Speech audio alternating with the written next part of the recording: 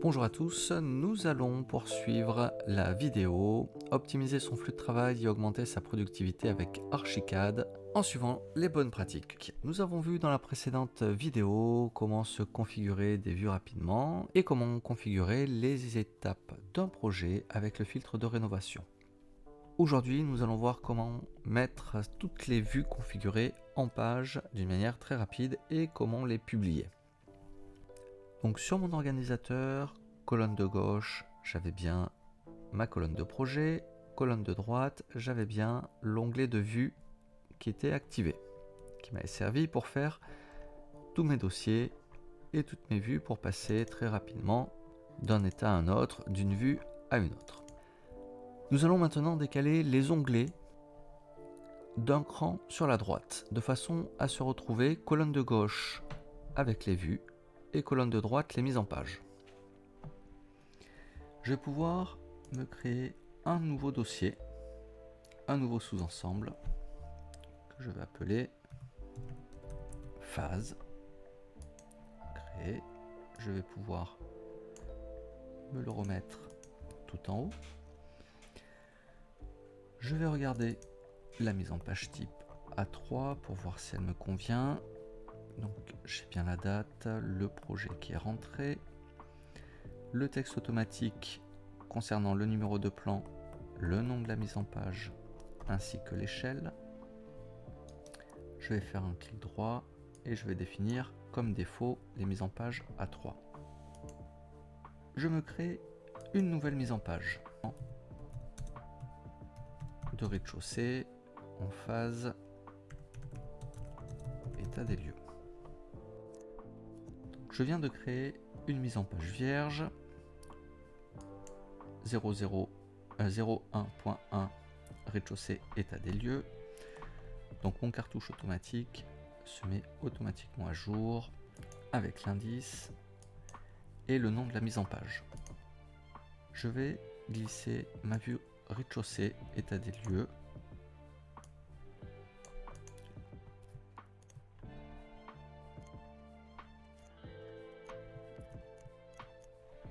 Une fois mon dessin recadré, je vais pouvoir importer et glisser les trois perspectives de mon projet au niveau rez-de-chaussée. Je vais leur modifier leur taille.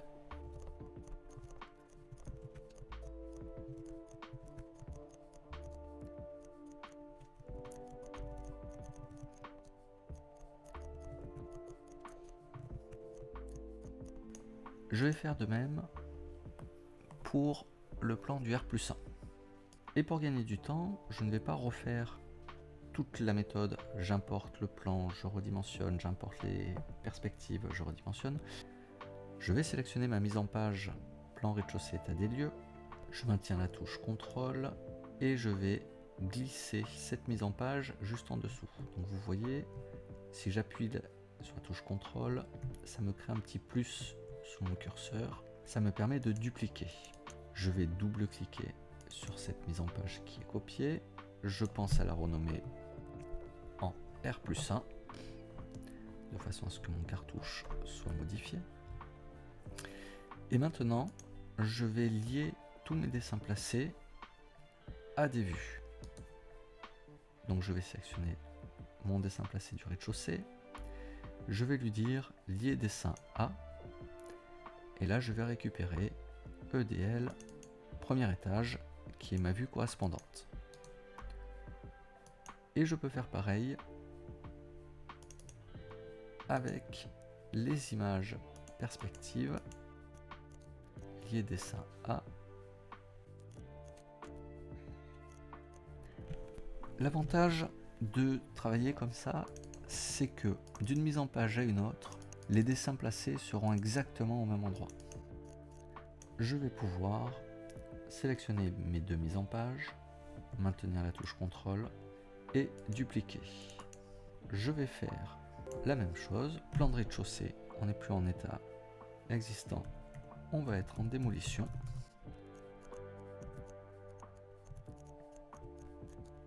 Donc je peux lier le dessin A directement dans l'organisateur ou sur ma mise en page. Et là, je vais aller chercher non pas EDL rez-de-chaussée, mais démol rez-de-chaussée. Lier dessin A. Lier dessin A. L'importance de vraiment bien renommer ces vues vous permet du coup de gagner en efficacité par la suite, puisque je vais retrouver très rapidement la vue correspondante et je vais pouvoir faire pareil.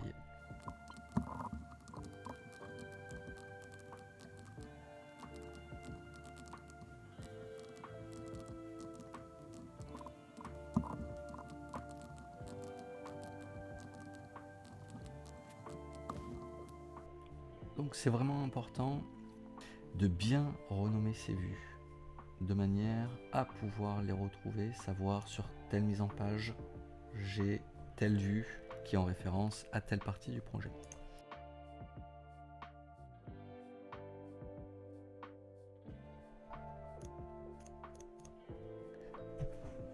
Donc comme vous pouvez le constater, en quelques minutes seulement, de par le travail d'organisation que j'ai réalisé en amont, j'ai pu me constituer un dossier de plan qui contient les différentes phases de mon projet et qui sont organisées et mis en page exactement avec les dessins placés au même endroit. Nous allons voir maintenant comment faire une publication très rapide de ce jeu de plans, de manière à pouvoir le transmettre à une entreprise ou à votre client. Donc pour ce faire, on va décaler d'une colonne. Colonne de gauche, je me retrouve avec l'onglet mise en page, et colonne de droite, je vais me retrouver dans l'onglet publication. Je vais prendre, colonne de gauche, mon dossier 01 phase, dans lequel je vais retrouver toutes mes mises en page. Alors je pourrais très bien le glisser de cette manière, mais je vous conseille d'utiliser plutôt ajouter un raccourci.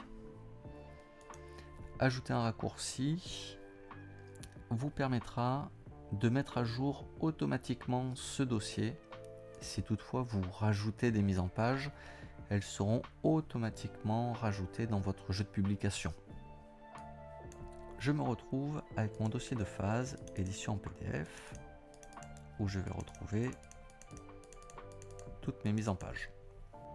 Je vais sélectionner mon dossier 01 phase. Je clique sur format et dans format, je peux choisir si je veux l'enregistrer en DWG, DXF et ce qui va m'intéresser là, c'est le format PDF. Je peux cocher fusionner en un seul fichier PDF.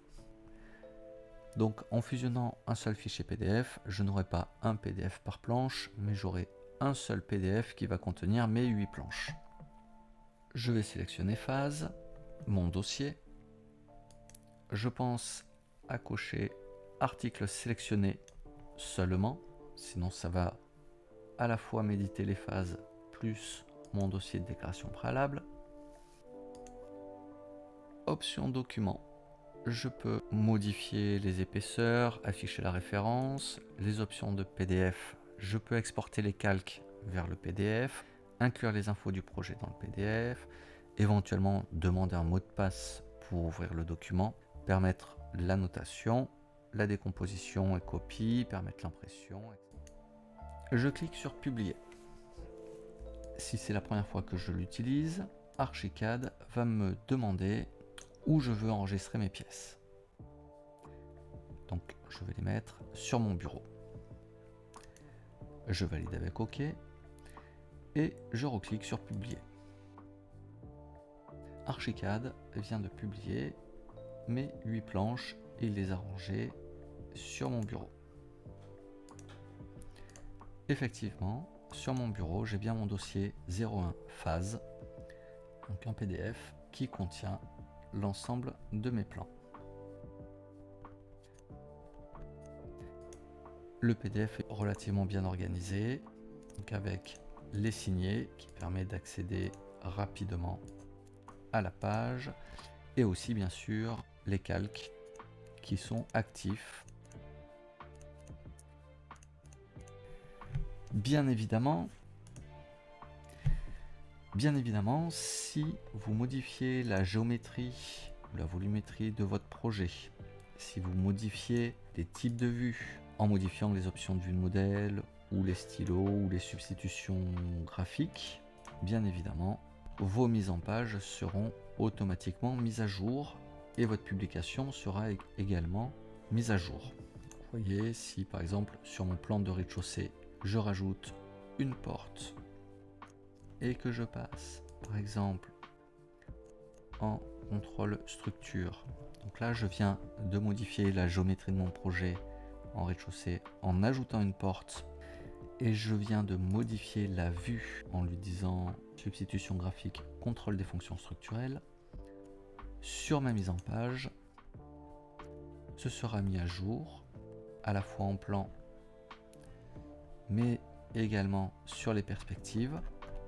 Donc là, vous voyez, j'ai la grande porte, celle-ci, qui s'est ajoutée. La substitution de couleur qui s'est également modifiée. Et après, je peux publier de façon à faire une mise à jour automatique de mes plans. Le travail d'organisation, de nomination que vous ferez en amont ou tout au long de votre projet va vous permettre de gagner énormément de temps et d'optimiser votre flux de travail sur toute la continuité de votre projet. J'espère que cette vidéo en partenariat avec eConcept et Bati-Pro Formation vous aura plu, qu'elle vous permettra d'optimiser votre méthodologie et optimiser votre flux de travail.